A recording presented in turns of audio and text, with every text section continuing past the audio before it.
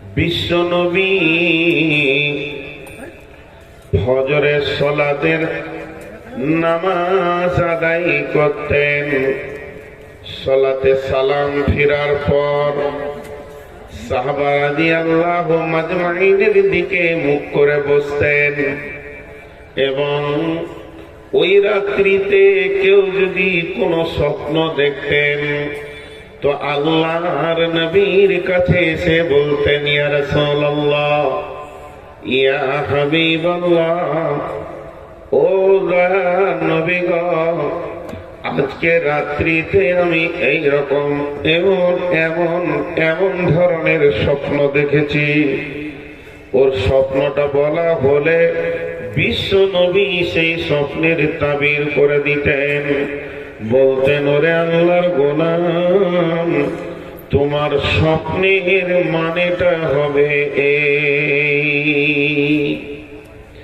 কোন দিন দয়ার নবী নিজেই স্বপ্ন দেখে বলতেন, হে আমার সাহাবীরা, ওরে আমার সাথীরা, ওরে আল্লাহর গোলামের দল, আমি আখিরি পয়গম্বর স্বপ্ন দেখেছি। তোমরা স্বপ্নের মানে গুলি শুনে নাও। আমার স্বপ্নের মানে এই হবে। একদিন বিশ্ব নবী ঠিক ফজরের সালাতের সালাম ফিরার পর সাহাবা রাদিয়াল্লাহু মাজমাইনের দিকে মুখ করে বসে আছেন। এমন সময় একজন নওজোয়ান উঠে দাঁড়ালেন। দাঁড়ানোর পর বলছেন, ইয়া রাসূলুল্লাহ, ইয়া হাবিবাল্লাহ, আজকে রাত্রিতে আমি স্বপ্ন দেখলাম এবং আমার স্বপ্নের মানেটা আপনার কাছ থেকে পেতে চাইছি। বিশ্বনবী যে যখন ও স্বপ্নের কথা বলতে শুরু করলো, সাহাবা রাদিয়াল্লাহু মাজমাইনেরা জামাতকে ভেঙে দিয়ে, কাতার ভেঙে দিয়ে সে এক জায়গায় জমে বসলো। আর আবু বকর সিদ্দিক তিনি রসুলের পাশে এসে বসলেন। আর রসুলের পাশে বসার পর তিনি ধ্যান দিয়ে শুনতে লাগলেন। আল্লাহর নবী বললেন, বলো তোমার স্বপ্নটা বলো।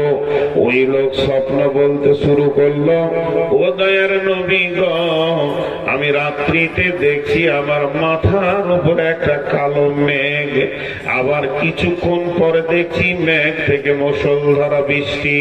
তবে আবার আশ্চর্যের কথা, ওটা কোনো বৃষ্টি পানি নয়, ওটা মধু নয়, ওটা সারাব নয়, দুধ নয়। বৃষ্টি যেটা পড়েছে ফোঁটা ফোঁটা হয়ে, ওটা কিন্তু মধু বর্ষণ হচ্ছে। কিছুক্ষণ পরে দেখছি, ও দয়ার নবী গো, জিন আর ইনসানের দল ওই মধুপান করার জন্য সেখানে ভিড় লাগিয়ে দিয়েছে। কেউ পেট ভরে খেলো, কেউ এক ঘুট দু ঘুট খেলো, কেউ সামান্য চিখে দেখলো, কেউ খেলো না। তারপরে দেখছি তার ভিতরে লম্বা একটা রশি ঝুলছে। আর ওই রশিটা যখনই ঝুলতে দেখলাম, তো দেখলাম একজন ওই রশি ধরে তত্তর করে ওপর দিকে উঠে গেল, দ্বিতীয় জন উঠে গেল, তৃতীয় জন ধরতে গেল, রশিটা কেটে গেল আর সে পড়ে গেল। আবার লোকটা এত মজবুত ছিল, ওইটাকে গিঁড়া দিয়ে আবার সে উঠে চলে গেল। ও দয়ার নবী গো, আমার ঘুম ভেঙে গেল। আল্লাহর নবীকে স্বপ্নটা যখন ওই আল্লাহর বান্দা শোনালেন, সাহাবী শোনালেন, আবু বকর একবার রসুলের দিকে দেখে আর একবার স্বপ্ন দেখনেওয়ালার দিকে দেখে, একবার ওর দিকে একবার এর দিকে। এমন সময় বিশ্ব নবী বলছেন, আবু বকর রে, তুমি কি বলছো? তোমাকে দেখে মনে হচ্ছে তুমি হতবাক হয়েছ। আবু বকর বলছেন, ইয়া রাসূলুল্লাহ, ইয়া হাবিবাল্লাহ, ও দয়ার নবী গো, এই স্বপ্নের তাবিরটা যদি আপনি আমাকে করতে বলেন তো আমার দিল চাইছে যে আমি মনে করে দিতে পারবো। তবে যদি ভুল হয়, আপনি তো বসেই আছেন, আপনি এর বিস্তারিতটা বলে দেবেন। বিশ্বনবী বললেন, আবু বকর রে, তোমার যদি ইচ্ছা যায় তুমি স্বপ্নের মানেটা করে দাও। এবার আবু বকর বলতে শুরু করলেন, ও আমার ভাই, ওরে আল্লাহর গোলাম, তুমি যে স্বপ্নটা দেখেছো তোমার মাথার উপরে কালো মেঘ, এটা কোনো মেঘ নয়, এটা ইসলামের সুশীতল ছায়া। দ্বিতীয় নম্বর, তুমি যে দেখছো সেখান থেকে বৃষ্টি হচ্ছে, সেই বৃষ্টিটা মধু হচ্ছে। ওরে আমার ভাই, এটা কোনো বৃষ্টি নয়, ইসলামের ভিতরে মধু বর্ষণ হচ্ছে, মানে কোরআন নাজিল হচ্ছে। ইসলামের মূল ভলিউম কোরআন, ইসলামের মূল শক্তি কোরআন, ইসলামের সম্পূর্ণটা কোরআন। ইসলাম যা বলেছে তা কোরআন, কোরআন যা বলেছে তা ইসলাম।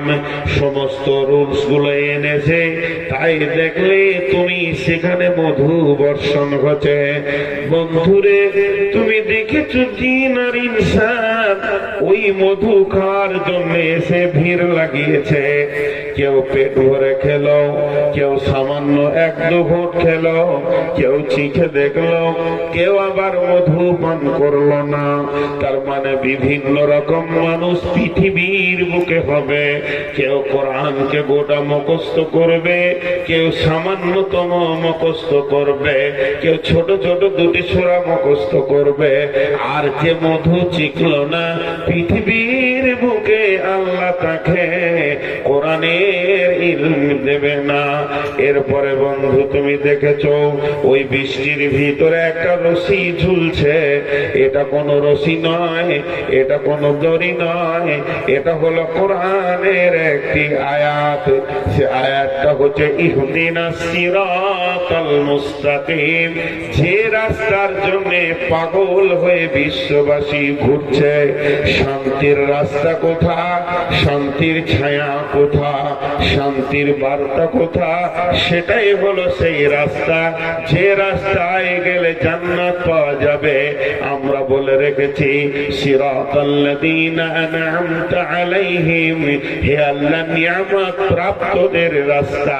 অতএব প্রথম যে লোকটাকে তুমি নিয়ামত পেতে দেখছো ওই রাস্তাতে, তিনি হলেন আখিরি পয়গম্বর নবী মুহাম্মদুর রাসূলুল্লাহ সাল্লাল্লাহু আলাইহি ওয়াসাল্লাম।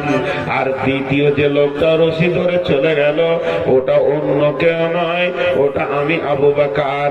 তৃতীয় নম্বর লোকটা রশি ধরতে গেল কিন্তু ছিঁড়ে গেল, ওটা অন্য কেউ নয়, ওটা হলো হযরতে উমর।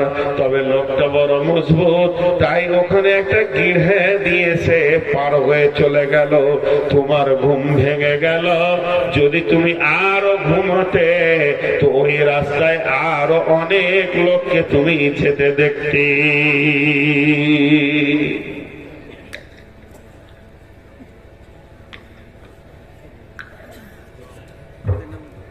এর নাম ইসলাম। আমি কেন মুসলিমের একটা সাধারণ থেকে সাধারণ মানুষ চ্যালেঞ্জ দিতে পারে পৃথিবীর অন্য জাতিকে, আমাদের সব জায়গায় দলিল আছে, তোদের সব জায়গায় দলিল নাই। কিন্তু একজন বড় মুফাসসির বলছেন, এটা বলবেন না যে আমি বুখারী থেকে বলছি। একজন বড় মুফাসসির বলছেন, ইসলামী চিন্তাবিদ বলছেন, পৃথিবীতে সৌভাগ্যবানকে সৌভাগ্যবানকে সৌভাগ্যবানকে কোরআন পেল যে, পৃথিবীর বিকে হতভাগাকে কোরআন যে পেল সে যদি সৌভাগ্যবান হয়, তাহলে হতভাগাকে ওর উত্তর হবে কোরআন পেল যে। হাজি ভাই, এটা যদি রাত হয় এর বিপরীতটা হবে দিন, এটা যদি আলো হয় এর বিপরীতটা হবে আঁধার, এটা যদি মানে পুরুষ হয় এর বিপরীতটা হবে মহিলা। তা কোরআনের ব্যাপারে দুটি নেগেটিভ পজিটিভ একও শব্দ তিনি ব্যবহার করেছেন। পৃথিবীর বুকে সৌভাগ্যবান জাতি হচ্ছে যে কোরআন পেয়েছে সে। পৃথিবীর মধ্যে সৌভাগ্যবান জাতি কে? কোরআন পেল যে। উত্তর ঠিক, উত্তর ঠিক, উত্তর ঠিক। পৃথিবীর বুকে হতভাগা কে? কোরআন পেল যে। এটা কেমন লাগছে? তিনি বলছেন আফসোস করে, থাকতে গরু বইনা হাল, থাকতে গরু বইনা হাল, তার দুঃখ সর্বকাল। একটা লোক কোরআন পেল, কিন্তু কোরআনের জিন্দেগি সে পেল না। চলার পথে তার হাসাতে কোরআন নাই, খাওয়ার পথে তার কোরআন নাই, চেহারাতে তার কোরআন নাই। আর আপনার কিনা লেনদেন মামিলাত মাসিরাতে তার কোরআন নাই। সব জায়গায় সে নিজের মস্তিষ্ককে কাজে লাগালো। জান মালের ডিস্ট্রিবিউটের ব্যাপারে তার কাছে কোরআন নাই।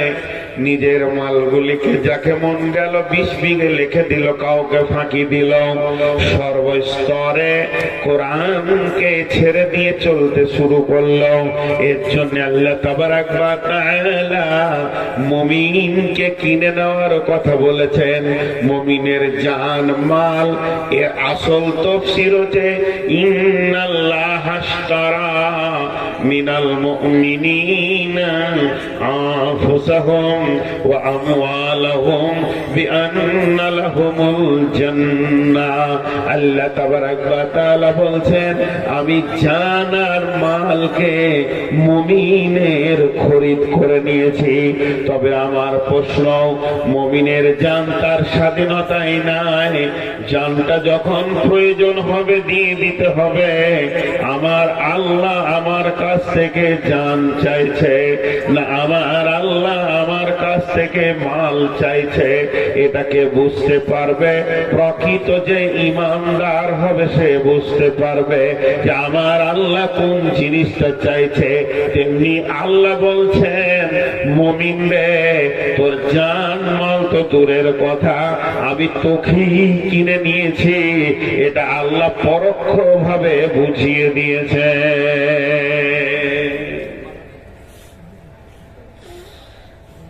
দুটো শব্দ ব্যবহার করেছি, একটা জান একটা মাল।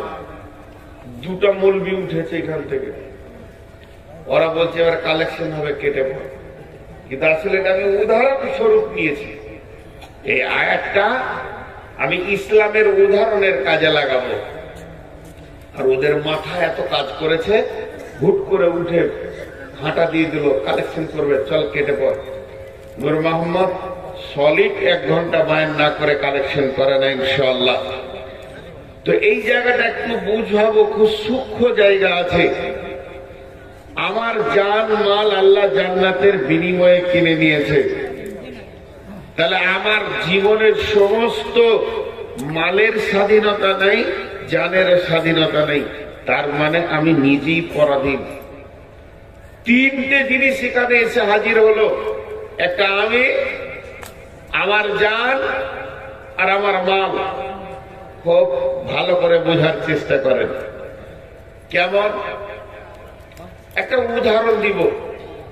বাচ্চা ছেলে 2 বছর হলে সে কথা বলতে পারে।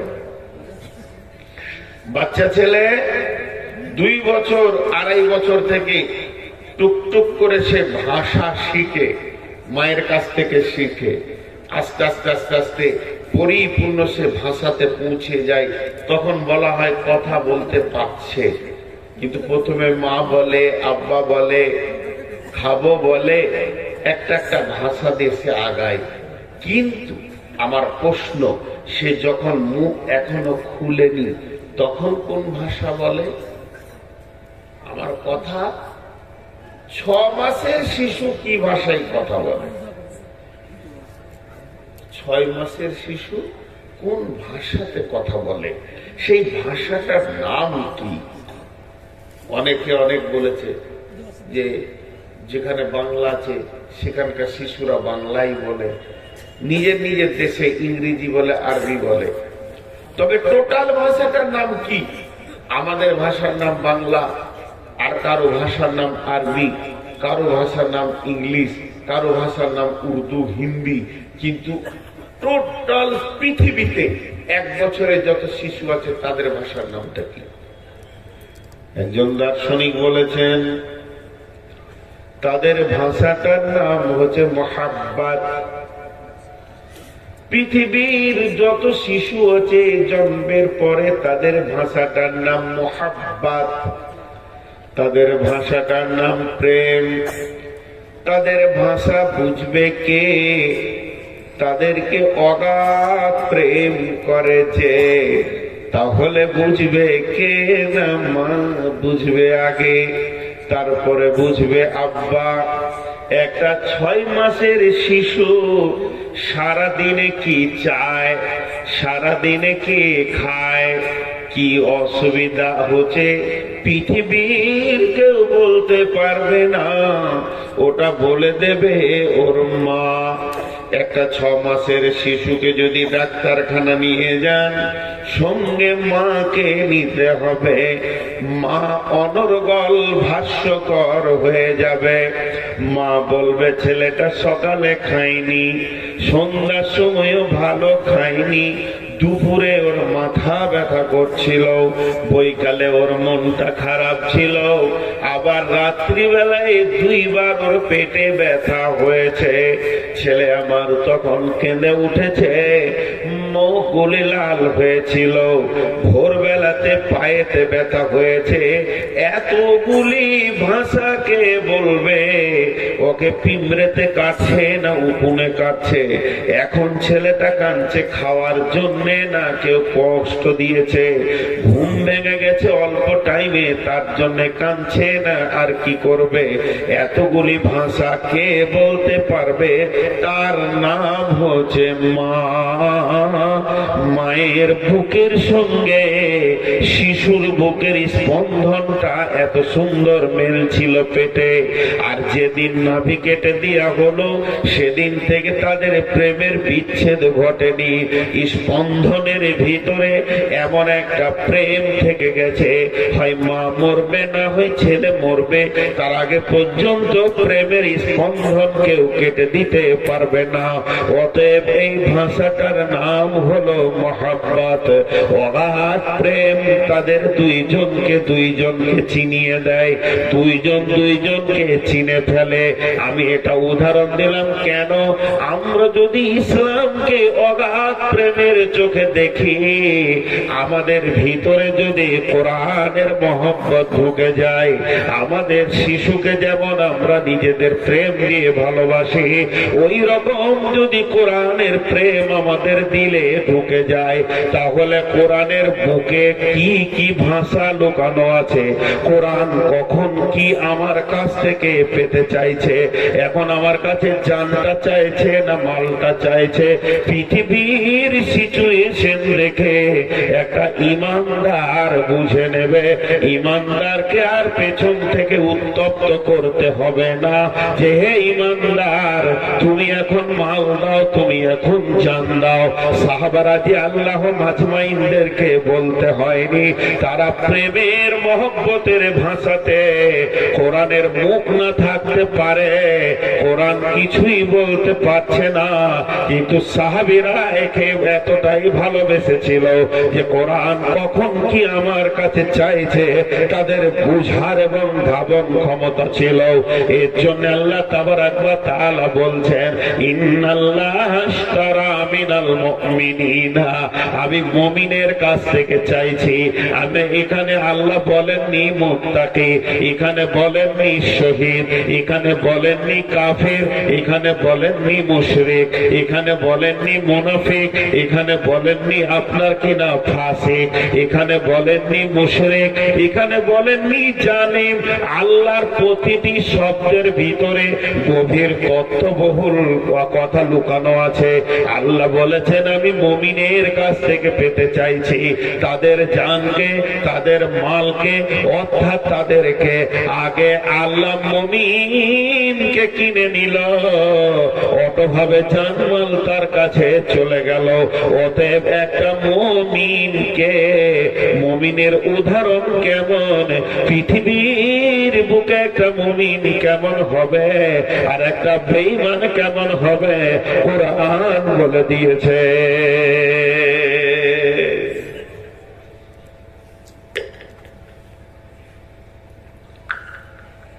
ভাইয়া, আপনারা দোয়া করবেন যেন ইসলামের উপরে টিকে থাকতে পারি আর ইমানের সঙ্গে যেন মওত হয়। আমি অনেক বড় রোগী এখন, বেশ কিছুদিন থেকে সুগার, কিন্তু এখন আবার বেশি, তাই জিভটা আটকে যাচ্ছে, এর জন্য পানি খাচ্ছি, পিয়াসের জন্য না।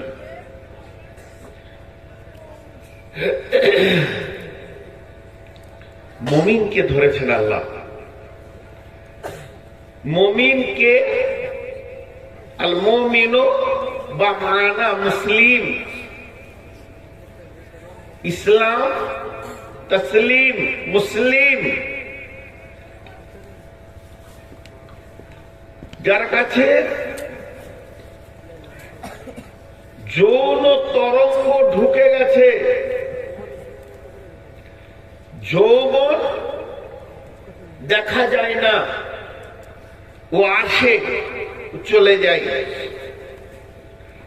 আমার হাত দেখতে পাচ্ছেন, পা দেখতে পাচ্ছেন, মাথা দেখতে পাচ্ছেন, চোখ দেখতে পাচ্ছেন, আমার রক্ত দেখা যাবে, রক্তের ভিতরে সূক্ষ্ম সূক্ষ্ম লোহিত কণিকা আছে, শ্বেত কণিকা আছে, দেখতে পাবেন পোকাগুলোকে, সম্ভব, কিন্তু আমার ভিতরে যৌবন আছে, দেখা যাবে না।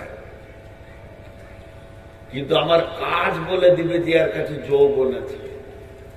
যুবকের কাছে যৌবন এলে সে পিপাসা মিটানোর জন্য যুবতী খুঁজে, আর যুবতীর কাছে যৌবন আসলে পিপাসা মিটানোর জন্য সে যুবক খুঁজে। চলা ফিরা, উঠা বসা, মিজাজ, মর্জি যৌবন এসে চেঞ্জ করে দেয়। ভিতরে যখন যৌবন ঢুকে, তখন একটা শৈশব কৈশব পার হয়ে যৌবনে যখন কোন যুবক পদার্পণ করে, আর ওর ভিতরে আল্লাহ যখন স্পিরিটটা ভরে দেয়, তখন ওর চলা ফিরা, উঠা বসা, চোখ সব আলাদা চেঞ্জ হয়ে যায়। এটা দেখে বোঝা যায় যে যৌবনে পৌঁছিয়েছে। তো যৌবন যেমন দেখা যায় না, ঈমানও দেখা যায় না। ঈমান দেখার জিনিস নয়। নামাজ দেখা যাবে, রোজা দেখা যাবে, হজ দেখা যাবে, যাকাত দেখা যাবে, মাসিরাতের যতগুলি লেনদেনের কারণ আছে সব দেখা যাবে, আত্মাইয়াত দেখা যাবে, দরুদ শরীফ পড়ছে এটা শোনা যাবে, সূরা ফাতিহা পড়ছে নামাজে শোনা যাবে, সুবহানাকাল্লাহুম্মা রাব্বানা ওয়া বিহামদিকা আল্লাহুম্মা ফিরলি বলছে বোঝা যাবে, সালাম ফিরা দেখা যাবে, রুকু দেখা যাবে, সাজদা দেখা যাবে। কিন্তু ওর ভিতরে যে ঈমানের একটা স্পিরিট আছে, যে ওকে রুকু করাচ্ছে, সাজদা করাচ্ছে, উঠাচ্ছে, বসাচ্ছে, খবরদার ডানে বামে তাকাবি না, আল্লাহকে রাজি রাখ, তোকে আল্লাহর জন্য এটা করতে হচ্ছে, সেই তাকে দেখা যাবে না। এটা এমন একটা তরঙ্গ, এটা এমন একটা স্পিরিট, এটা এমন একটা ক্ষমতা, ওকে টেনে নিয়ে এসে গর্দন ধরে ইসলামের ভিতরে ভরে দেয়, যে গণ্ডির বাইরে থাকে। বুঝেছেন? বুঝেছেন? বুঝেছেন? বুঝেছেন? আরে বুঝেছেন? আমির হামজাকে নিয়ে আসতে হবে, আবার জেলে আছে, কথা কয় না, বাংলাদেশে আছে। আমি একটা জালসায় গেছি, আর পরে আমি বক্তব্য রাখবার পেছনে বসে আছি, কথা কই, আর আমি চমকে উঠি। লোক দেখে অবাক যে ভারতের মৌলভী চমকে গেল। আমার এক মহব্বতের বক্তা কয়েকটা বাংলাদেশে আছে, তার মধ্যে নজরুল ইসলাম ভাই খুব ভালো বক্তা। যেখানে যায় উনি বলে আপনি আমার ওস্তাদ, আমি বলি আপনি আমার ওস্তাদ, কেউ ছাত্র ভাই। তো আমি আপনাদেরকে একবার মুখ খোলাতে চাইছি, বলেন বুঝেছেন? ইমানের স্পিরিট আপনাকে কোথা পৌঁছাবে, বুঝেছেন? আলহামদুলিল্লাহ। এবার আল্লাহ নবী উদাহরণ দিচ্ছেন। উদাহরণ নামে নূর মোহাম্মদ দিনী বিশ্ব নবী বলছেন একটা পশুর নাম, ওই পশুটা হলো উট। এরা জঙ্গলে থাকে।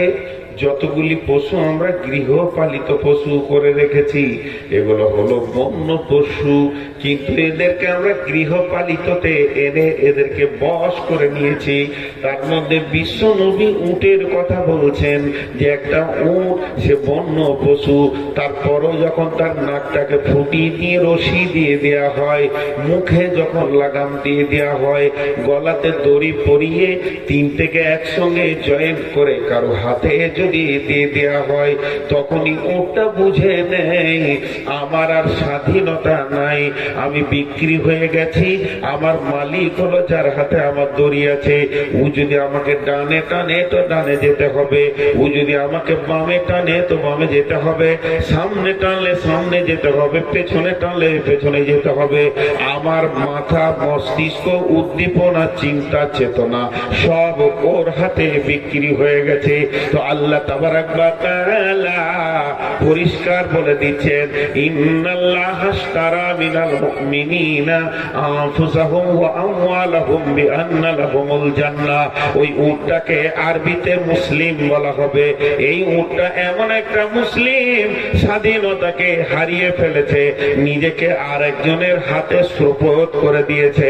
হে বিশ্ববাসীরে, যেদিন আমরা কালেমা তাইয়্যিবা লা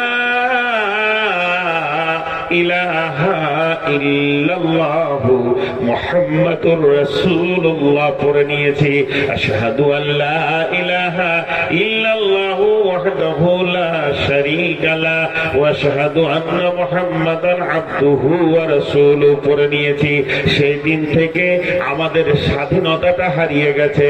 আমাদের কোনো জায়গায় স্বাধীনতা নাই।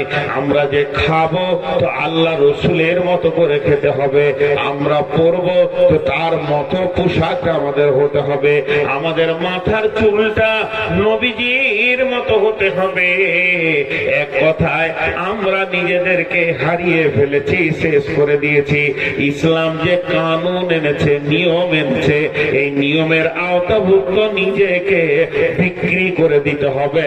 ইন্নাল্লাহা আশতারা, নিশ্চয় আল্লাহ কিনে নিয়েছেন, মিনাল মুমিনিনা, মুমিনের কাছ থেকে বিআমওয়ালিহিম ওয়া আনফুসিহিম, আমওয়ালুহুম ওয়া বিআমওয়ালিহিম ওয়া আনফুসিহিম। আল্লাহ তাবারাক ওয়া তাআলা বলছেন, বিআন্না লাহুমুল জান্নাহ, জান্নাতের বিনিময়ে তোর জান আর মালকে আমি কিনে নিয়েছি। ইন্নাল্লাহা আশতারা মিনাল মুমিনিনা আনফুসাহুম ওয়া আমওয়ালাহুম বিআন্না লাহুমুল জান্নাহ। হে মুমিনরে, যেদিন তুমি তোমাকে ইসলামের ভিতরে ভরে দিয়েছ, সেদিন থেকে ইসলাম তোমাকে পরিচালনা করবে। এই জায়গায় তোমার স্বাধীনতা বলে কিছু নাই। আর ওই ইসলামের ভিতরে পরিপূর্ণ শান্তি হাজির হয়ে গেছে। আর এর জন্য আল্লাহ বলছেন, আল্লাহু ওয়ালিয়ুল্লাযীনা আমানু ইখরিজুহুম মিনাজ যুলুমাতি ইলান নূর ওয়াল্লাযীনা কাফারু আউলিয়াউহুমুত তাগুত ইখরিজুনাহুম মিনান নূর ইলাজ যুলুমাত উলাইকা আসহাবুন নারি হুম ফিহা খালিদুন।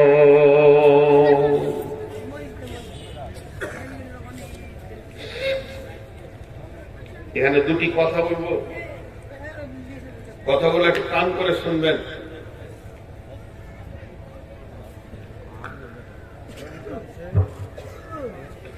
আল্লাহ তাবারাক ওয়া তাআলা বলছেন, ইসলাম একটা রাস্তার নাম, শান্তির। আর বিশ্বনবী বলেছেন প্রাসাদ। আজকে সারা বিশ্ব জুড়ে মুসলিমরা জ্বলছে, শুধু ভারতবর্ষে নয়, বাংলাদেশেও, সৌদিতে, পাকিস্তানে, সুদানে, ইরাকে, ইরানে, কুয়েতে, ইংল্যান্ডে, আমেরিকায়, জাপান, থাইল্যান্ড, মালয়েশিয়া, মালয়েশিয়া, চীন, চীনে তো খুব বেশি অত্যাচার। ইসলাম নামে ঘরটাতে আগুন লেগে গেছে, ঝামেলা শেষ। এক কথাই বলে দিলাম। আর বিশ্বনবী ইসলামকে প্রাসাদ বলেছেন তেনার ভাষায়। সংরক্ষিত প্রাসাদ, যেখানে যে প্রাসাদে ঢুকলে আপনাকে রোদ, বৃষ্টি, ঝড়, বিপদ আপদ, বন্যা, সাইক্লোন কিচ্ছু আপনার কষ্ট করতে পারবে না, কষ্ট দিতে পারবে না, সেই প্রাসাদের নাম ইসলাম। কিন্তু এই হোসেননগরে ধরেন একটা বিরাট সুন্দর রাজবাড়ি বানানো হয়েছে কয়েকশো কোটি টাকা দিয়ে।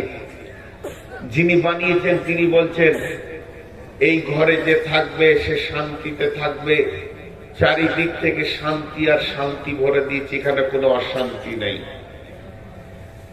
কিন্তু ওই ঘরটাতেই আগুন লেগেছে,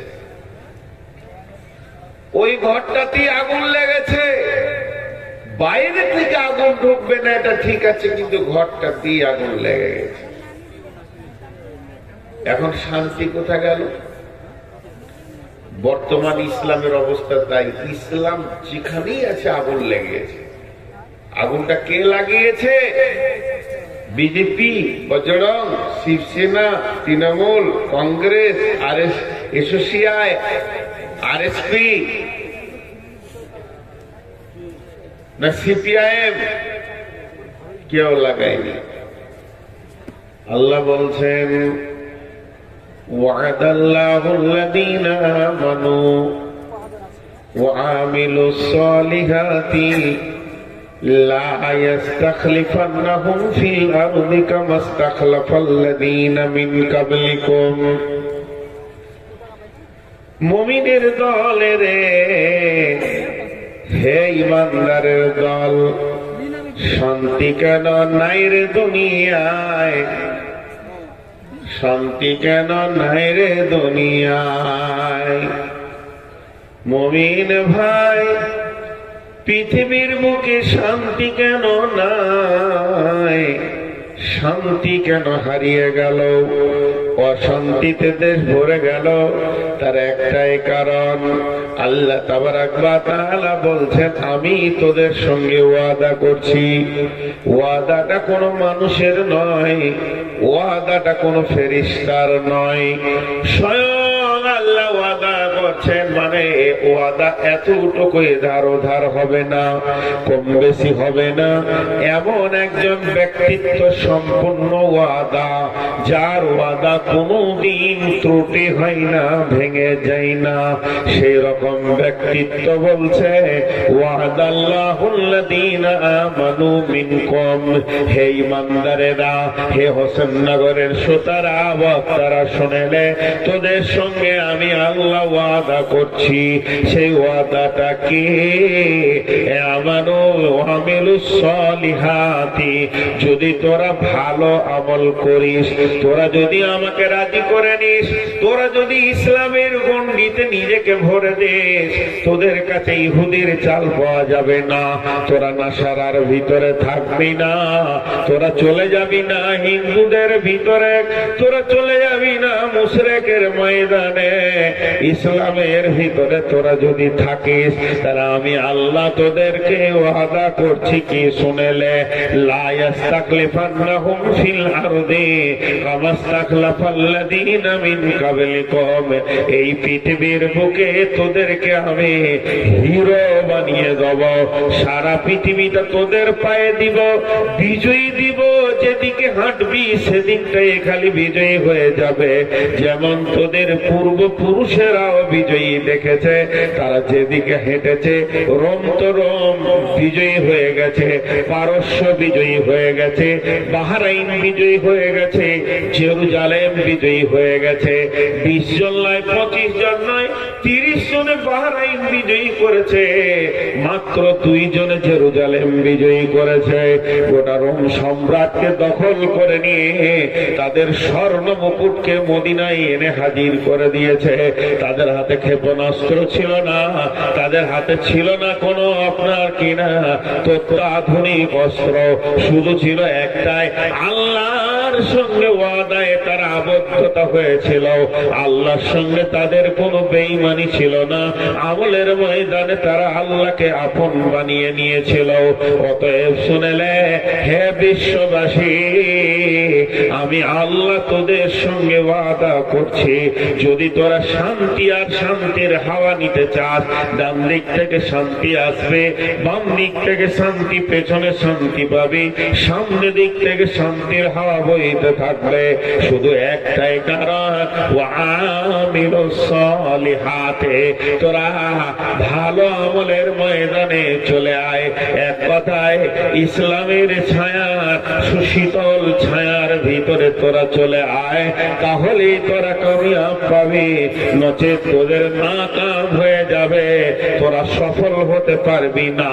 আর সফল না হলে আমিলাতুন নাসিবা তাসলা নারান হামিয়া, জীবনে আমল গাদা গাদা গাদা গাদা করবি, কিন্তু আমল করে ক্লান্ত হয়ে যাওয়ার পরও তোদের ঠিকানা জাহান্নাম হয়ে যাবে।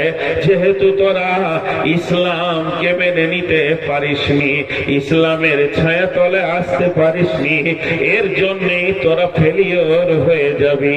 হযরতে উমর কয়েকজন লোককে নিয়ে মরুভূমিতে সফর করছেন, অন্য কেউ নয়, একমাত্র হযরত উমর, বিশ্ব নবী নয়, আবু বকর পৃথিবী থেকে চলে গেছেন। আর তার সঙ্গী সাথীদেরকে নিয়ে হযরত উমর চলতে চলতে মরুভূমির প্রান্তে এক জায়গায় দাঁড়িয়ে গেলেন, আর সাথীদেরকে বললেন, তোমরা দাঁড়াও, আমাকে একটু আসতে দাও। হযরত উমর একটা বস্তির ভিতরে ঢুকে গেলেন। গলির ভিতরে যেতে যেতে যেতে যেতে অনেক ভিতর থেকে একজন লোককে বের করে নিয়ে আসলেন। সে লোকটা দেখতে কেমন?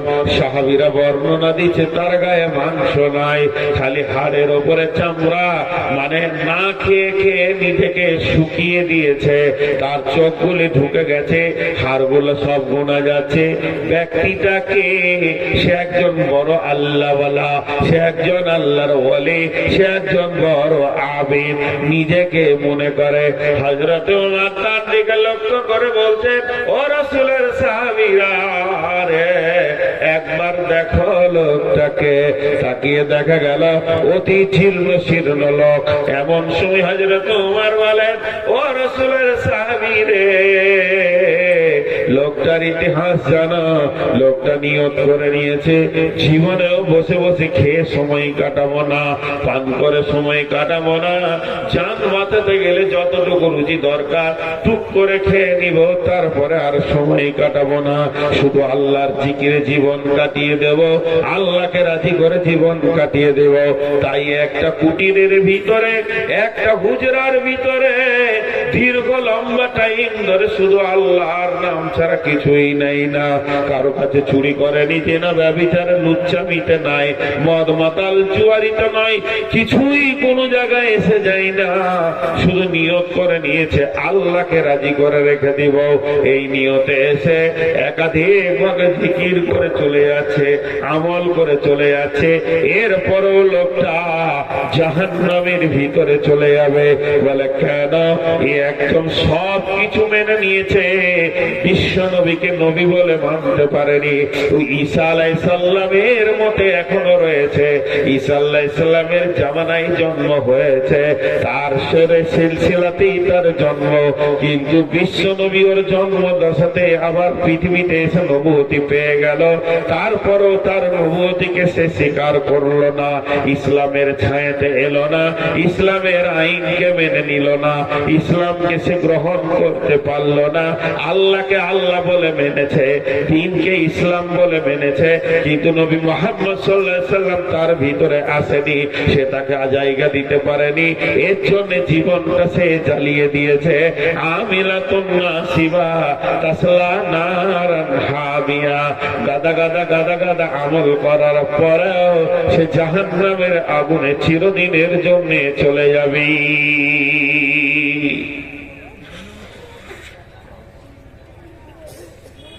ভাই, আমরা মুখের দাবিতে মুসলমান, চেহারাতে হিন্দু, বিয়ে শাদিতে খ্রিস্টান, আর কিছুতে আর কিছু। আমাদের কাছে ইসলাম পরিপূর্ণ নাই। কোন ঘরে কোন ব্যক্তির কাছে আমরা পরিপূর্ণ ইসলামকে রাখতে পারিনি। তার জন্য আজকে আমাদের উপরে এত এত জুলুম, এত অত্যাচার। আমরা ইসলামকে অবহেলার জায়গায় রেখেছি, অবহেলার জায়গায় রেখেছি। ইসলামকে কমপ্লিটলি ভাবে নিজের জায়গাতে আনতে পারিনি। জি না, আমার কাছে ইসলাম আছে না আপনার কাছে ইসলাম আছে। আমরা পদস্খলন হয়ে গেছে যে আল্লাহ তাবারক ওয়া তাআলা বলছে পৃথিবীতে রাস্তা একটা না, ইসলাম ছাড়া আরো রাস্তা আছে। আল্লাহ নিজে বলছেন কোরআনে, আরো রাস্তা আছে, আরো তরিকা আছে, যে তরিকাগুলোর ভিতরে কামিয়াব নাই। এটা একটা রাস্তা, এটা একটা রাস্তা। একটা রাস্তার শেষে বহরমপুর, আর একটা রাস্তার শেষে লালগোলা। একটা রাস্তার শেষে বহরমপুর, আর একটা রাস্তার শেষে লালগোলা। একটা রাস্তার শেষে জান্নাত, আর একটা রাস্তার শেষে জাহান্নাম। জি, আপনারা উঠছেন এক দুই করে, প্রচন্ড শীত বুঝছি, কিন্তু একটু দুটি আয়াতের তরজমা করতে দেন। দেখেন আল্লাহ কি বলছেন। বিসমিল্লাহির রহমানির রহিম।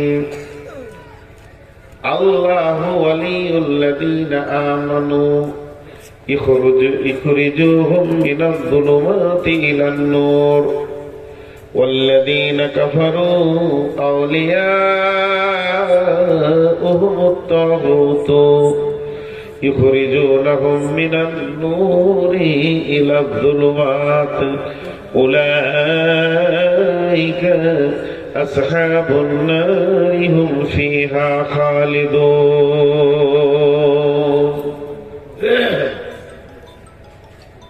আল্লাহ এখানে দুটো রাস্তার কথা বললেন।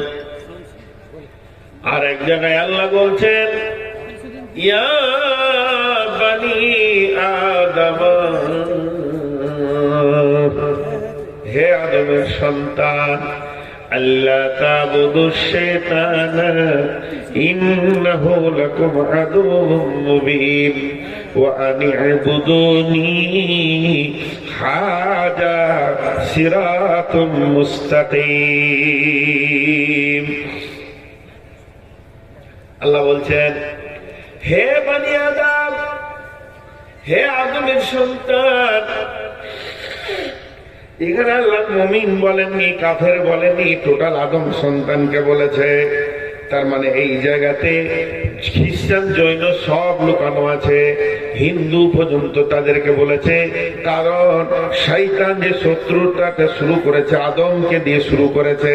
অতএব সমস্ত আদম সন্তানকে আল্লাহ এখানে বলছেন হে আদম সন্তান, তোমরা শুনে নাও, আল্লাহ তা'বুদুশ শাইতানা ইন্নাহু লাকুম আদুউম মুবিন।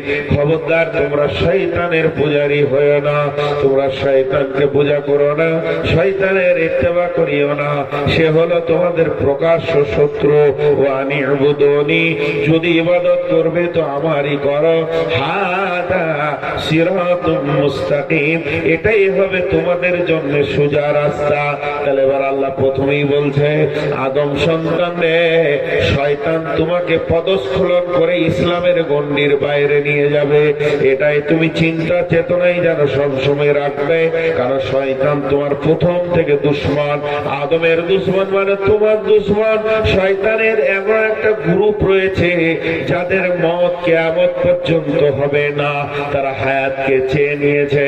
সেই গ্রুপের শয়তান যেমন তোমার বাপ আদম আদমকে জ্বালিয়েছে, তারপরে নবীদেরকে জ্বালিয়েছে। আখিরি নবীর জামানায় যে শয়তানের দ্বারা পাথর মারানো হয়েছে, সেই শয়তান আজও বেঁচে আছে। সে আজও হোসেননগরের ময়দানে আপনার বিচরণ করছে। আল্লাহ তাবারক ওয়া তাআলা বলছেন, এই শয়তান হলো তোদের প্রকাশ্য শত্রু। শয়তান কি করে? শয়তান তোদেরকে গুনাহ করানোর আগে আল্লাহর হুকুমকে ভাঙানোর বেশি চেষ্টা করে। হযরত আদম আলাইহিস সালাম জিনা করেননি, হযরত আদম আলাইহিস সালাম চুরি করেননি, হযরত আদম আলাইহিস সালাম জুয়া খেলেননি। হযরত আদম আলাইহিস সালামকে দিয়ে শয়তান যে কাজটা প্রথম করিয়েছিলেন, পৃথিবীর প্রথম গুনাহ হয়ে গেছিল, সেটা হচ্ছে আল্লাহর হুকুমকে, আল্লাহর নিষেধকে সে মানতে পারেনি। আল্লাহর এই নিষেধের পদস্খলন ঘটিয়েছিল। আজও পৃথিবীর বুকে আল্লাহর নিষেধ যতগুলো আছে, না বাচক যতগুলো আছে, তোমরা সুদ খেও না, তোমরা চুরি করো না, তোমরা জেনা করো না, তোমরা লুচ্চামি করো না, তোমরা জুয়া খেলো না, তোমরা মানুষকে মার্ডার করো না, তোমরা শিরক করো না, না বাচক কোরআনে যতগুলি রয়েছে, শয়তান এগুলো তোমার দ্বারা করিয়ে নেবে। যেহেতু তোমার বাপ আদমকে করিয়ে নিয়েছে, এর জন্য তোমরা শয়তানের ইত্তেবা করিও না। ইন্নাহু লাকুম আদুউম মুবিন। শয়তান হলো তোমাদের প্রকাশ্য শত্রু। ওয়া নি'বুদুনি, যদি তোমাদের ইবাদত করার ইচ্ছা হয়, আমি রব যতগুলো তোমাদেরকে আদেশ করেছি, নামাজ পড়ো, রোজা রাখো, হজ করো, যাকাত দাও, তুমি তোমরা করো, তুমি পরিষ্কার হয়ে যাও, হালালকে ছেড়ে দাও, হারামকে ছেড়ে দাও, হালালকে গ্রহণ করো, তুমি সুদকে ছেড়ে দিয়ে ব্যবসাকে গ্রহণ করো। যতগুলো তোমাকে গ্রহণ করতে বলেছি, আমার আদেশগুলোকে তোমরা মেনে নাও। আর এটাই হবে তোমাদের জন্য সোজা রাস্তা, এটাই হবে ইসলামের হায়রত, এটাই হবে ইসলাম গ্রহণের মেন পন্থা। ইসলাম তোমাকে শান্তির পরিপূর্ণতায় এনে পৌঁছে দেবে। তাই আমার আল্লাহ বলছেন, খবরদার শয়তানের ইত্তেবা করিও না। চলেন এবার আমরা যাই, শয়তানকে কেমন কোথায় থাকে আল্লাহ তাবারক ওয়া তাআলা শয়তানের দুটি গ্রুপ বর্ণনা করেছেন। আল্লাযী ওয়াসবিসু ফি সুদুরিন নাস, যারা তোমার দিলকে নষ্ট করে দেবে, তোমার দিলের ভিতরে প্রভাব সৃষ্টি করবে, তোমাকে 100 ডিগ্রি অ্যাঙ্গেলে ঘুরিয়ে নেবে গুনার দিকে, তোমার মনকে পরিবর্তন করে দেবে। তাদের ভিতরে দুইটি গ্রুপ রয়েছে, মিনাল জিন্নাতি ওয়ান নাস, জিনের ভিতরেও শয়তান আছে, মানুষের ভিতরেও শয়তান আছে। শয়তান শব্দের অর্থ হলো দুর্ভীত হওয়া। শয়তান শব্দের আবিধানিক অর্থ দূরে সরে যাওয়া, দুর্ভীত হওয়া। এমন একটা শয়তান, রাজিম হচ্ছে তার নোংরা টাইটেল, সিফত বলা হয়েছে, তাকে মালাউন মারদুদ বলা হচ্ছে। লানত প্রাপ্ত মানেই হচ্ছে মালাউন মারদুদ। সেই রকম বেঈমান শয়তান তোমার পেছনে লেগে যাবে। এবার এই শয়তানের দুইটি গ্রুপ রয়েছে, একটা জিনের ভিতরে শয়তান, একটা মানুষের ভিতরেও শয়তান। কিছু মানুষ আছে যারা শয়তানের কার্যকলাপ করে, তাদের দ্বারা এত বড় বড় গুনাহ হয়, আর মানুষকে তারা পদস্খলন করে দিতে পারে। আল্লাহ তাবারক ওয়া তাআলা সুন্দর করে বলছেন, আল্লাহ তা'বুদু শাইতানা, খবরদার শয়তানের ইবাদত করিও না। ইন্নাহু লাকুম আদুউম মুবিন, শয়তান হলো তোমাদের প্রকাশ্য শত্রু। যদি মানুষ শয়তান দেখতে চান, চলে যান পৃথিবীর বুকে যত মাজার আছে, ওই মাজারে গিয়ে দেখেন না, পীর সাহেব আপনার খবর বলবে, আপনার খবর আপনাকে সুন্দর করে দিয়ে দেবে। আপনার বাড়ি হোসেননগর, আমার বাড়ি বর্ধমান কুবা, এখন আমি হয়ে গেছি পীর সাহেব। আপনি বাড়িতে ভাইয়ের সঙ্গে ঝামেলা করেছেন, বিবি কথা শুনে না, আর এই দুটি টেনশন নিয়ে আপনি আমার কাছে যাচ্ছেন। আর আপনার মেয়েটা বিয়ে দিতে হবে, এই নিয়ে আপনার 3খানা টেনশন হয়ে গেছে। যখন টেনশন গুলো নিয়ে আপনি আমার বাড়ি যাচ্ছেন, আমি আমার হুজরাতে বসে জিকির টানছি, আর এমন সময় আপনি পৌঁছে গেলেন, আর আমি আপনার মুখ খোলার আগে বলছি, রে বাবা, আমি জানি তুই আজকে আমার কাছে আসবি, তোর মেয়েটার বিয়ের ব্যাপারে তোর সমস্যা রয়েছে, তোর ভাইয়ের সাথে তোর ঝগড়া এবং তোর পরিবারে বড় জটিলতা চলছে, তাহলে সে মুখ খুলল না, তার আগে আমি বলে দিলাম। তখন সে বলবে বাবা একবারে জ্যান্ত বীর গো, একবারে সব কথা বলে দিলে আমার আগে। এর জন্য আল্লাহ বলছেন মিনাল জিন্নাতি ওয়ান নাস, জিন আর ইনসান মিলে এখানে কাজ চলছে। আমার শয়তান জিনগুলি ছাড়া আছে, তারা বিভিন্ন জায়গায় বিচরণ করে। আপনার ঘরে যখন ঝামেলা ঘটে গেছে ওই খবর শয়তান জিন আমাকে পৌঁছে দিয়েছে, হোসেননগর থেকে অমুক আসছে, আপনি রেডি হয়ে যান। তার বাড়িতে 3খানা ঘটনা গত রাত্রিতে ঘটে গেছে, ছেলে মেয়ে নিয়ে ঝগড়া, বিবির সঙ্গে ঝামেলা। এই কথাটা আমি যখনই বলে দিলাম ওরে কিন বেড়ে গেল, আর তখনই ও ভেবে নিল বাবা চিন্তা ফির বাবা আমার মনের কথা বলে দিয়েছে। এইভাবে শয়তান একটা একটা করে মানুষকে ইসলাম থেকে বের করে নেবে। বইটা পড়ে নেবে, বইটার নাম হচ্ছে তৌহিদ হস্যকারী কার্যাবলী। এই বইটা অনেক দামি বই বন্ধুরে।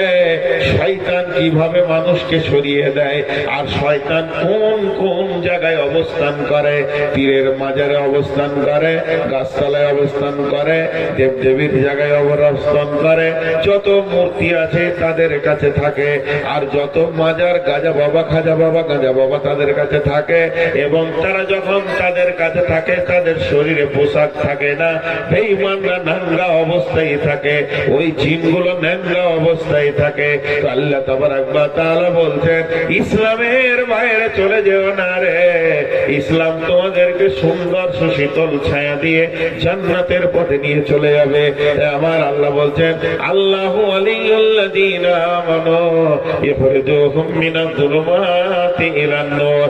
যারা আল্লাহকে ভালোবাসবে, আল্লাহর সঙ্গে আপোষ করবে, আল্লাহর সঙ্গে নিজেকে সম্পৃক্ত করবে, ভালোবাসা প্রেম উদ্দীপনা দিয়ে আপন বানাবে, আল্লাহ তাবারাক ওয়া তাআলা বলছেন তারা কি করবে, পৃথিবীর মুখে অন্ধ থেকে বেরিয়ে তারা আলোর ভিতরে চলে আসবে। পৃথিবীর অন্ধতা কি? পৃথিবীর অন্ধতা হতে দিন ইসলামের বাইরে চলাটা হতে অন্ধতা, ইসলামের ভিতরে তারা ঢুকে যাবে।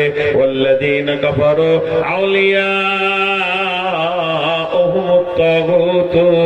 এবং যারা কুফরি করবে, আর তাগুত শক্তি বলতে রিয়া অহংকার তাকাব্বুর নিয়ে যারা চলে, তাদের সঙ্গে যারা আপোষ করবে, শয়তানের সঙ্গে যারা মিলিত হয়ে যাবে, আল্লাহ তাবারাক ওয়া তাআলা বলছেন মিনান নূরি ইলা যুলুমাত, তারা সুন্দর তরিকা ছেড়ে দিয়ে নিমজ্জিত অন্ধকারের ভিতরে ঢুকে যাবে। উলাইকা আসহাবুন নারি হুম ফিহা খালিদুন, আর এই লোকগুলি শেষ পর্যন্ত জাহান্নামের আগুনে গিয়ে ঢুকবে।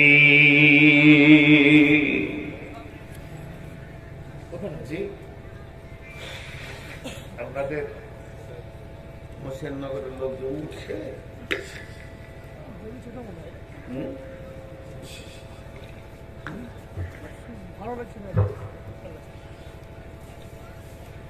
জি ভালো বক্তা এসে দিতে পারেন না, ওটাই হয়েছে সমস্যা। বক্তা ভালো নয়, কমিটি নিতে পারে নাই ভালোটাকে। তো আপনাদের বিরক্ত লাগছে নাকি? লাগে নাই বলি তো উঠে নাই, যে কটা লেগেছে তার তো চলে গেছে। সুদানোটা তো ভুল ওদের কাছে দুটো।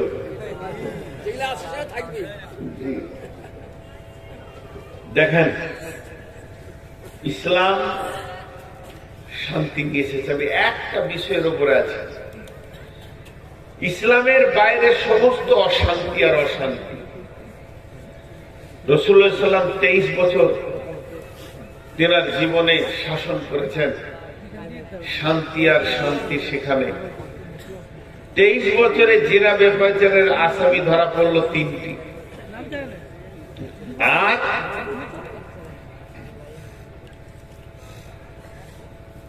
ইংল্যান্ড আমেরিকা যারা নিজেদেরকে সভ্য দেশ বলে, 2006 সালের একটা হিসাব ছিল, যারা বলছে আমরা দুনিয়াকে শাসন করব, তাদের প্রতি মিনিটে 250টা ধর্ষণ হয়েছে। তাহলে কে শান্তি দিতে পারে? ইসলাম। ইসলাম কত সুন্দর, ইসলাম কত সুন্দর। ইসলাম একটা গোলামের কথা চিন্তা করেছেন, ইসলাম একটা পশুর কথা চিন্তা করেছেন, ইসলাম আপনার ঘরে যে পশুটা কাজ করে তার কথা চিন্তা করেছেন। একটা উট এক বখিল সাহাবীর ঘরে না খেয়ে খেয়ে শুকিয়ে যাচ্ছে। বিশ্ব নবীকে দেখে উটটা কাঁদলেন। বিশ্ব নবী বুঝলেন, উটটা বললেন, ইয়া রাসূলুল্লাহ, আমাকে আমার শক্তির বাইরে বুঝা দেয়, আমাকে খাবার দেয় না, খাবারের সময় সে কম দেয়। এ কথা যখনই বলা, মালিককে ডেকে আল্লাহ নবী বললেন, তুমি উটকে কষ্ট দাও, তুমি ওকে বোঝা বেশি দাও, বহন বেশি দাও, খাবার আবার কম দাও। নবীজিকে স্বীকার করলেন, রাসূলুল্লাহ, ঠিক যে অভিযোগটা আপনার কাছে এসেছে উটের তরফ থেকে, ওটা ঠিক। বন্ধুরে আমার, বিশ্ব নবী তাকে বললেন, তুমি পেট ভরে ওকে খেতে দাও।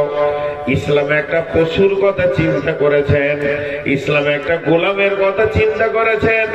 গোলামের ব্যাপারে আল্লাহ নবী বলছেন, ইহসানুল মামলুক, তোমার ঘরে কি তো দাস, তোমার ঘরে যে গোলাম আছে এর উপরে তুমি সদা ইহসানি করিও।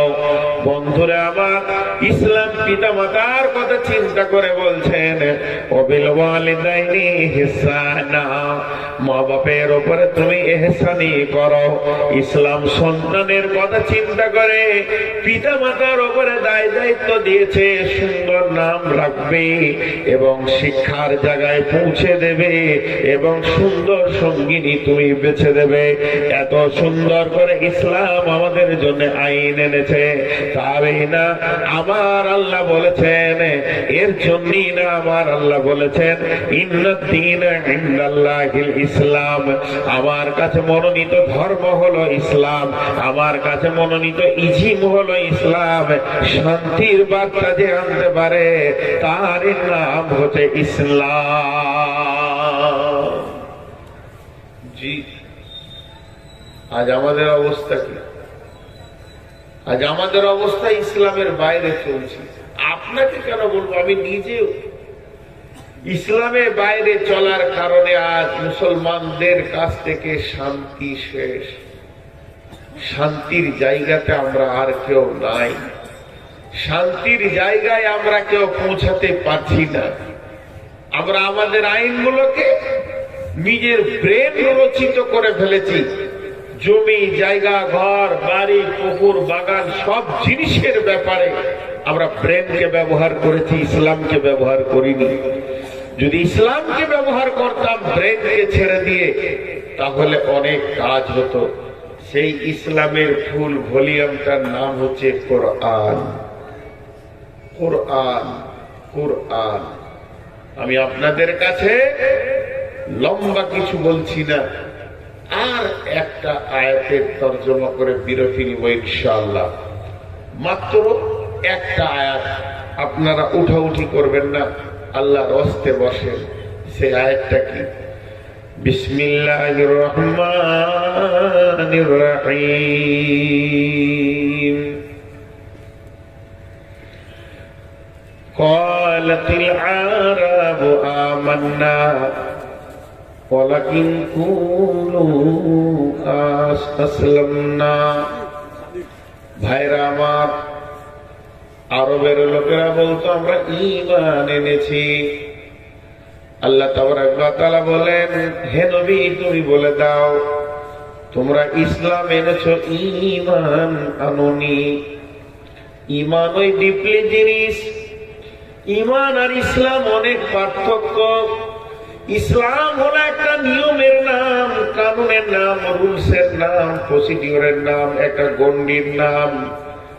আল্লাহ ইসলামকে এইভাবে বুঝিয়েছেন, ওয়াল হাফিজুনা লিহুদুদিল্লাহি ওয়াল হাফিজুনা লিহুদুদিল্লাহি ওয়াবাশশিরিল মুমিনিন ওয়াল হাফিজুনা লিহুদুদিল্লাহি। আল্লাহর হদ, আল্লাহর আইন, আল্লাহর নিয়ম, আল্লাহর কানুনের তোমরা হিফাজত করো।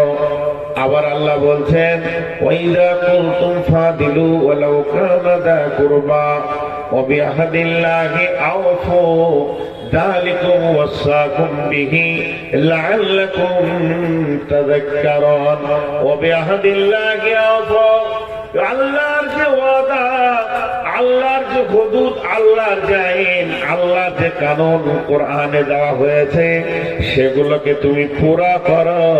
আল্লাহর আইনে এতটুকু তুমি কমতি করিও না। আল্লাহ তাবারক ওয়া তাআলা বলছেন যদি তুমি এই কাজ করতে পারো, তাই আমার আল্লাহ পরের আয়াতে বলছেন ওয়া আন্না হাযা সিরাতি মুস্তাকিমা, এটাই হলো তোমাদের জন্য সোজা রাস্তা। ফাত্তাবিউহু ওয়া লা তাত্তাবিউ সুবুলা, এই রাস্তাতে তোমরা চলতে থাকো, অন্য কোন রাস্তায় তুমি পদস্খলন করে চলে যাবে না। যালিকুম ওয়াসাকুম বিহি লাআল্লাকুম তাত্তাকুন, আমি আল্লাহ তোমাদেরকে ওসিয়ত করছি যদি তোমাদের ভিতরে ভিডিও থাকে। ইসলাম স্বীকার করেছে ইসলাম ছাড়া আরো রাস্তা আছে, ইসলাম ছাড়া আরো অনেক রাস্তা আছে, এটা ইসলাম স্বীকার করেছে। যেমন ফাত্তাবিউহু ওয়া লা তাত্তাবিউ সুবুলা, এটা হলো হাই রোড, ডানে বামে অনেক রাস্তা আছে, এটা ইসলাম স্বীকার করেছে। তবে ইসলাম বলে দিয়েছে যদি তুমি ওই রাস্তায় ঢুকে যাও তো আল্লাহ থেকে সরে চলে যাবে, আল্লাহকে তুমি পাবে না। ইসলামের রাস্তা দিয়ে গেলে তুমি আল্লাহকে পাবে। ইসলামের বাইরে তোমাকে পার্টি ডাকবে, দেবদেবী ডাকবে, মাজারওয়ালা ডাকবে, রাজনৈতিকওয়ালা ডাকবে, সুদওয়ালা ডাকবে, ব্যাংকওয়ালা ডাকবে, আপনার কিনা মেয়েদেরকে গ্রুপওয়ালারা ডাকবে। চারিদিক থেকে তোমাকে শুধু ওই হাই রোড থেকে টেনে গায়ে নামাবার জন্য হাজার লোকের তোমার মোলাকাত হবে। তুমি যেদিন থেকে ইসলামের উপরে চলতে শুরু করবে, ইসলাম নামে গাড়িটা নিয়ে তুমি জান্নাতের দিকে চলতে শুরু করবে, তোমাকে ডানে বামে হাজারো রাস্তা ডাকবে। আল্লাহ বলছেন ওয়ালা তাত্তাবিউ সুবুলা, সেই রাস্তায় তুমি চলে যেও না। যদি তুমি ওই রাস্তায় ঢুকে যাও ফাতাফাররাকা বিন আন সাবিলি, তুমি আমার রাস্তা থেকে সরে চলে যাবে। যালিকুম ওয়াসাকুম বিহি লাআল্লাকুম তাত্তাকুন, আমি আল্লাহ ওসিয়ত করছি যদি তোমাদের ভিতরে ভয় থাকে। তোমাকে ডাকবে অনেক, তুমি চলে যেও না। তোমার একটাই রাস্তা, সেটা হচ্ছে তুমি ইসলামের উপরে টিকে থাকবে। ইসলামের বাইরে যখনই চলে যাবে তখন তুমি শেষ হয়ে যাবে, বহু দূর রাস্তা হারিয়ে ফেলবে। ইসলাম ছাড়া কারো কাছে জ্যোতি নাই। আল্লাহ কোরআনে আরো অনেক আয়াত বলেছেন, সেদিকে আমি আগাচ্ছি না। এখন আমি